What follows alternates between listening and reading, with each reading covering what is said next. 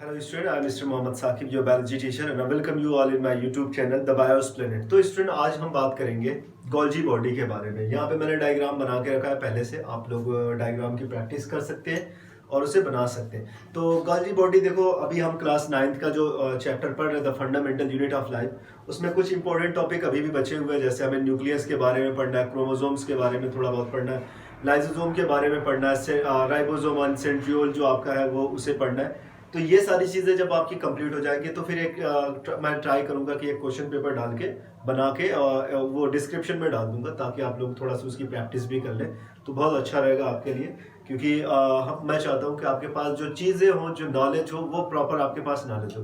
तो वीडियो हमेशा पूरी देखा करें, लास्ट तक देखा करें, तो आपको परफेक्ट इन्फॉर्मेशन मिलेगी हर टॉपिक की। ओके, मैं एनसीईआरटी की ही चीज़ें बताने की कोशिश करता हूँ। कभी कभी होता है कि कुछ चीज़ों को समझाने के लिए बियॉन्ड द एनसीईआरटी भी निकल जाते हैं हम लोग, तो उससे चीज़ें आसान होती है। ऐसा नहीं कि वो आपके लिए डिफिकल्ट होगा। आप स्टूडेंट हैं, आपका काम है पढ़ना, तो आप नॉलेज आप बुक से भी ले सकते हैं और अदर रेफरेंस बुक जो होती है उससे भी आप नॉलेज ले सकते हैं। ये तो आपके लिए बेनिफिशियल होगा। ओके, तो आज बात करते हैं एक बहुत ही इंपॉर्टेंट सेल ऑर्गेनल के बारे में, जिसके बारे में आज हम बात करने जा रहे हैं। वो है गोल्जी बॉडीज। Golgi bodies.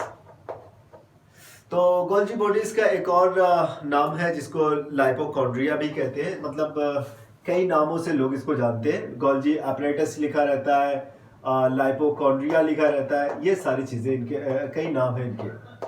लाइपोकॉन्ड्रिया। तो चलो इसकी डिस्कवरी के बारे में बात करते हैं। तो देखो, बड़ा इम्पोर्टेंट है। ये एक साइंटिस्ट थे, इटालियन साइंटिस्ट, इटली के साइंटिस्ट थे, और वो एक्चुअली साइटोलॉजिस्ट थे। Means they used to study about cell. Cytology is the branch of science, you know, cytology. तो साइटोलॉजी के बारे में आप जानते हैं, this is the branch of science in which we study about cell, the function, the structure of the cell. तो हम structure और फंक्शन सारी चीजों को समझते हैं किसमें? साइटोलॉजी में, सेल के बारे में। तो ये भी एक साइटोलॉजिस्ट थे जो सेल की स्टडी कर रहे थे। लास्ट में उन्होंने डिस्कवर किया इन 1898 में इन्होंने फर्स्ट टाइम 1898 में फर्स्ट टाइम इन्होंने किसको देखा? गोल्जी बॉडी को डिस्कवर किया 1898 में। और ये एक अपने आप में बहुत बड़ी डिस्कवरी थी। इसका बहुत इंपॉर्टेंट रोल था वहां पे। तो उसके बाद जब 1906, यू नो, 7-8 साल बाद क्या हुआ कि उनको नोबेल प्राइज भी इसी के लिए मिला था। ये एक बहुत बड़ी डिस्कवरी थी, उनको इसी चीज के लिए नोबेल प्राइज मिला। तो देखो, ये आपको समझना चाहिए, क्योंकि ये लोग हमारे हीरो हैं। इन लोगों ने जो डिस्कवरी की है, इन लोगों ने जो लैंडमार्क सेट किए हैं साइंस की फील्ड में, वो बड़ा ही इम्पोर्टेंट है। और बिकॉज हम स्टूडेंट हैं, बायोलॉजी के स्टूडेंट हैं, साइंस के स्टूडेंट हैं, तो हमें ऐसे लोगों को फॉलो करना चाहिए जो जिन्होंने साइंस की फील्ड में कुछ किया, जिन्होंने हमारी लाइफ को आसान किया है, जिन्होंने बहुत सारे डिजीज पर ओवरकम किया है। अगर वो नहीं होते तो बहुत सारी बीमारियां आज हमारे पास आसपास होती, और उसकी वजह से लाखों लोगों की, करोड़ों लोगों की जानें चली जाती। तो एडवर्ड जेनर जैसे लोग, थॉमस अल्वा एडिसन जैसे लोग, आपके कैमिलो गोल्जी जैसे लोग, ये वो लोग हैं जिन्होंने अपनी पूरी लाइफ को सेक्रीफाई कर दिया लोगों की हेल्प करने के लिए। उनकी डिस्कवरी आज इतना इंपॉर्टेंट रोल प्ले करती है हमारी लाइफ की, हम उसे बता नहीं सकते। अलेक्जेंडर फ्लेमिंग जैसे लोगों की जो इम्पोर्टेंस है, उन्होंने जो डिस्कवरी करके हमें दे दी है, उनका उनकी बराबरी कोई नहीं कर सकता। क्योंकि उन्होंने लाइफ जो है ना, वो लाखों जिंदगियों को संवारा है, लाखों जिंदगियों को बचाया है। तो हम गलत लोगों को फॉलो करना शुरू कर देते हैं। हम पॉलिटिशियन को फॉलो करते हैं, हम एक्टर एंड एक्ट्रेस को फॉलो करते हैं। That is not fair, because हम साइंस के स्टूडेंट हैं। और इन लोगों को अगर हम फॉलो नहीं करेंगे, इन लोगों का नाम अगर हम नहीं जानेंगे, तो फिर इनका नाम जानेगा कौन? कैमिलो गाल्जी जैसे लोग जो है, इनका नाम अगर हम नहीं लेंगे तो फिर कौन इनका नाम लेगा?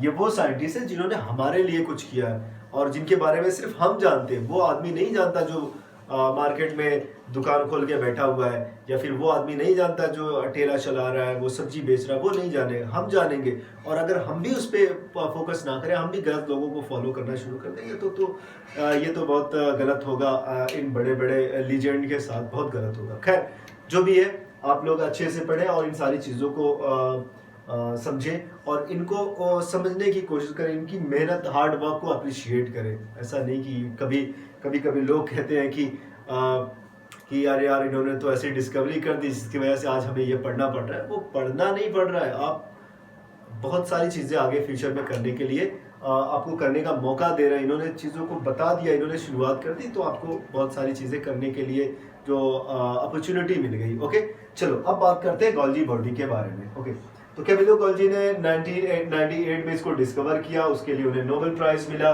देखो गोल्जी बॉडी में देखो कई पाउच लाइक स्ट्रक्चर दिखते हैं, कई थैलियां दिखती है, लंबे लंबे मेम्ब्रेन से बनी हुई थैलियां आपको दिख रही है, जिनको हम क्या कहते हैं, जिनको हम सिस्टर्नी कहते हैं। सिस्टर्नी, ओके, सिस्टर्नी कहते हैं। तो ये वाला पार्ट एक्चुअली किसके करीब होता है? ये वाला पार्ट आपके एंडोप्लाज्मिक रेटिकुलम के करीब होगा और ये वाला पीछे वाला जो पार्ट होता है ये आपका प्लाज्मा मेम्ब्रेन के करीब होगा। तो ये पार्ट यहां पे मान लेते हैं प्लाज्मा मेम्ब्रेन है और इधर आपका इस तरफ आपका क्या है?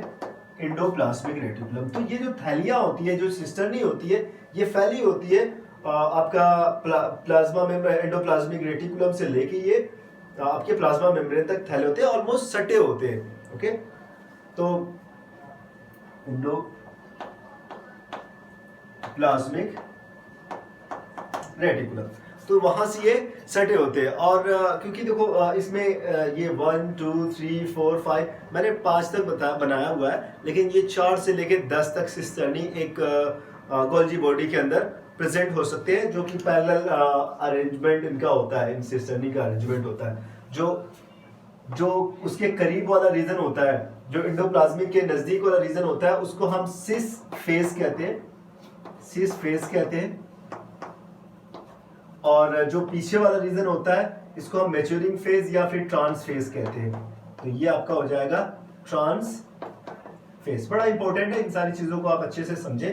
देखो वेसिकल्स एक्चुअली होता क्या है ना, कि जो वेसिकल्स जो एंडोप्लाज्मिक रेटिकुलम से वेसिकल्स निकल के आ रहे हैं, इसमें आ रहे हैं और कहां पे जाएंगे?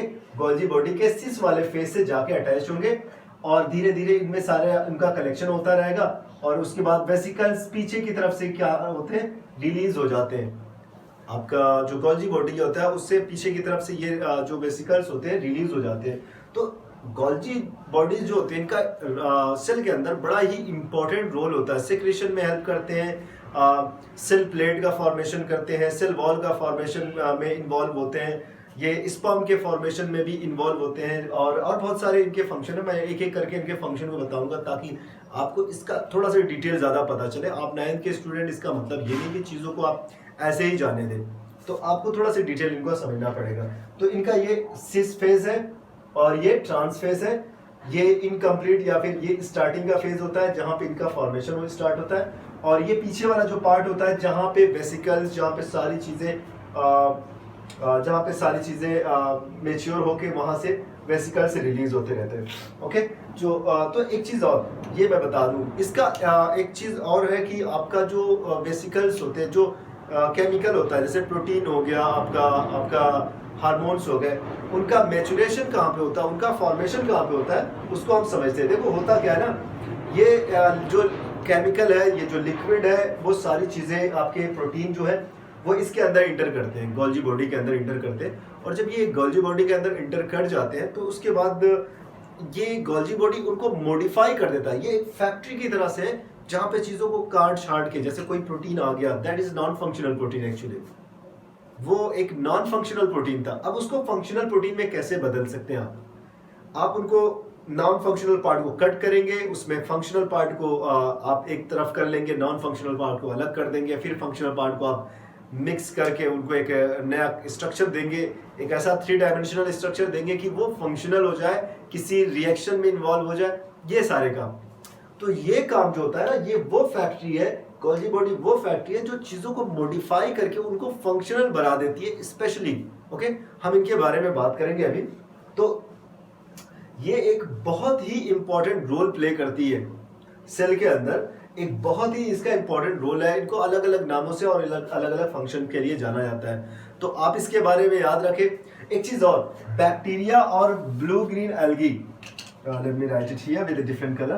तो आपका बैक्टीरिया जो होता है, bacteria and blue green algae, जो बैक्टीरिया और ब्लू ग्रीन एल्गी होते हैं, इसमें होता क्या है कि बैक्टीरिया और ब्लू ग्रीन एल्गी में ये जो होते हैं, इनमें आपका एक्चुअली गोल्जी बॉडी जो होता है वो एब्सेंट होता है। ये गोल्जी बॉडीज एब्सेंट होते हैं बैक्टीरिया में एंड ब्लू ग्रीन एल्गी में, क्योंकि ये प्रोकैरियोटिक सेल होती है इनके पास, और प्रोकैरियोटिक सेल का मतलब इनमें membrane bounded cell organelle absent होते हैं, तो गोल्जी बॉडी भी इनमें एब्सेंट होती है। एंडोप्लाज्मिक रेटिकुलम एब्सेंट होता है, इनके पास न्यूक्लियस खुद का नहीं होता, इनकम्प्लीट न्यूक्लियस पाया जाता है, ये सारी चीजें। ओके, आई होप कि यहाँ तक आपकी समझ में आ गया। अब चलो एक तरफ से इनके फंक्शन के बारे में बात कर लेते हैं। सबसे पहला हम फंक्शन जो होता है वो है कि ये सेल वॉल फॉर्मेशन में इन्वॉल्व होते हैं, सेल वॉल फॉर्मेशन में इन्वॉल्व होते हैं। ओके, तो सेल वॉल फॉर्मेशन में कैसे इन्वॉल्व होते हैं? देखो, ये वेसिकल्स जो इनके आपके दिख रहे हैं, इनमें से कुछ वेसिकल्स निकलते हैं, और इन वेसिकल्स में किन चीजों का फॉर्मेशन होता है? इनमें फॉर्मेशन होता है पेक्टिन का। ओके, पेक्टिन का फॉर्मेशन होता है। इसमें किस चीज का फॉर्मेशन होता है? Hemicellulose. एक्चुअली फॉर्मेशन ज्यादा वर्ड सही नहीं है मेरे हिसाब से, इनको मॉडिफाई कहना ज्यादा बेहतर होगा। यहाँ पे पेक्टिन को मॉडिफाई कर दिया जाता है, हेमी सेल्यूलोज को मॉडिफाई कर दिया जाता है, और इनको उस लायक बना दिया जाता है ताकि ये जाके किस चीज का फॉर्मेशन करे? सेल वॉल को फॉर्म कर सके, सेल वॉल को बना सके। ओके, दूसरा इंपॉर्टेंट रोल इनका होता है स्पर्मेटोजेनेसिस की टाइम पे। क्या होता है स्पर्मेटोजेनेसिस? मैं इसको अभी पहले बता दे रहा हूँ, फिर क्योंकि आप क्लास 9 के स्टूडेंट, आपने इससे पहले इसके बारे में नहीं पढ़ा होगा और ना तो सुना होगा। तो स्पर्मेटोजेनेसिस एक ऐसा प्रोसेस होता है जिनमें स्पर्म का फॉर्मेशन होता है। तो स्पर्म के फॉर्मेशन को हम क्या कहते हैं? स्पर्मेटोजेनेसिस कहते हैं। तो स्पर्म का जो फॉर्मेशन होता है, स्पर्म में असल में कई पार्ट होते हैं, लेकिन अगर हम उसके हेड वाले पार्ट के बारे में बात करें तो उनका जो हेड वाला पार्ट होता है वहां पे एक केमिकल पाया जाता है, या उनका जो हेड वाले पार्ट में इस तरीके से कैप लाइक स्ट्रक्चर दिखती है। ये कैप लाइक स्ट्रक्चर जिसमें बहुत सारे इंपॉर्टेंट एंजाइम होते हैं, इस कैप लाइक स्ट्रक्चर को कहते हैं एक्रोसोम। एक्रोसोम, ये एक्रोसोम एक्चुअली किसका मॉडिफाइड फॉर्म है? ये एक्रोसोम आपका मॉडिफाइड फॉर्म होता है, ये एक्रोसोम मॉडिफाइड फॉर्म होता है गोल्जी बॉडी का। ये आपका जो गोल्जी बॉडी होती है ये क्या बनाती है? स्पर्म का कैप बनाती है, जिसको हम एक्रोसोम कहते हैं। तो गोल्जी बॉडी, तो एक्रोसोम जो होता है इसके अंदर एक एक्रोसिन नाम का बड़ा इंपॉर्टेंट एंजाइम होता है, जो जिसका रोल बड़ा इंपॉर्टेंट है। आप आगे जाके इनके बारे में पढ़ेंगे, बस अभी यहाँ पे मैं समझा दे रहा हूँ इनको कि गोल्जी बॉडी एक्चुअली इनका इंपॉर्टेंट रोल क्या है, ये किस तरह से बहुत ही इंपॉर्टेंट रोल प्ले करते हैं। तो पहला सेल वॉल फॉर्मेशन में, सेकंड स्पर्मेटोजेनेसिस में, third hormone production. Okay, hormone production में भी बड़ा इंपॉर्टेंट रोल प्ले करते हैं। अब ये हार्मोन प्रोडक्शन में कैसे इंपॉर्टेंट रोल प्ले करते हैं? देखो, मैंने पहले बताया कि आपका जो इंडोप्लाज्मिक रेटिकुलम होता है, इंडोप्लाज्मिक रेटिकुलम पे ढेर सारे राइबोसोम पाए जाते हैं। अब जब जहां पे राइबोसोम होगा वहां पे प्रोटीन सिंथेसिस होगा, because the ribosome is the site where the protein synthesis can be taken place. तो जहां पे प्रोटीन सिंथेसिस होगा वहां पे क्या होगा? प्रोटीन सिंथेसिस जहां पे होगा वहां पे प्रोटीन को कलेक्शन होगा, प्रोटीन का कलेक्शन होगा। फिर उसके बाद ट्यूबुल्स वाले पार्ट से आपका जो प्रोटीन होते हैं उसको भेज दिए जाते हैं। कहाँ पे, किस तरह भेज दिया जाता है? उसको भेज दिया जाता है गोल्जी बॉडी के पास। अब जब ये गोल्जी बॉडी के पास पहुंच गया तो गोल्जी बॉडी उन प्रोटीन को मॉडिफाई करता है, मॉडिफाई करके उनको वेसिकल्स में पैक कर देता है। उनको मॉडिफाई करने का मतलब उनको फंक्शनल बना देगा, उनको हार्मोन में बदल देगा। ओके, तो जो प्रोटीन होते हैं, जो सिंपल प्रोटीन होते हैं, इनको पहले मॉडिफाई किया जाता है। मॉडिफाई करने के बाद इनको हार्मोन में बदल दिया जाता है, और एक बार हार्मोन में चेंज हो जाते हैं तो इसको वेसिकल्स में पैक करके इनको सेंड कर दिया जाता है, इनको भेज दिया जाता है डिफरेंट साइड में, डिफरेंट बॉडी पार्ट्स में भेज दिया जाता है, या फिर इनको नेक किसी दूसरे सेल आउटसाइड द सेल, किसी सेल के बाहर भेज दिया जाता है। तो मीन्स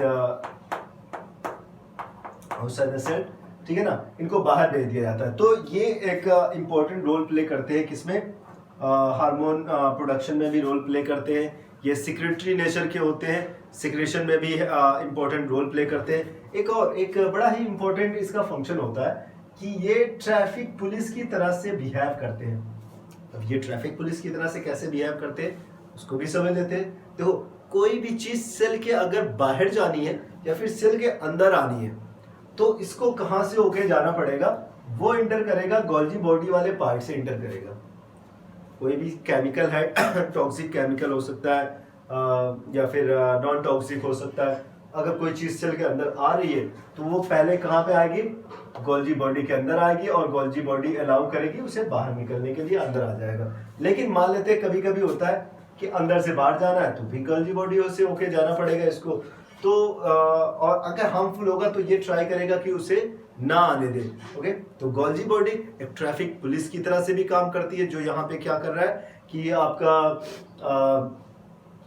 किसी भी चीज को अंदर और बाहर जाने से पहले एक बार चेक करता है, फिर उसके बाद अलाउ करता है कि आप अंदर आ सकते हैं या फिर आप बाहर जा सकते हैं। तो ये एक और इसका फंक्शन हो गया कि ये एक ट्रैफिक पुलिस की तरह से काम कर रहा है। और सेल प्लेट में भी बड़ा इंपॉर्टेंट रोल प्ले करता है। सेल प्लेट का फॉर्मेशन भी होता है इसके थ्रू।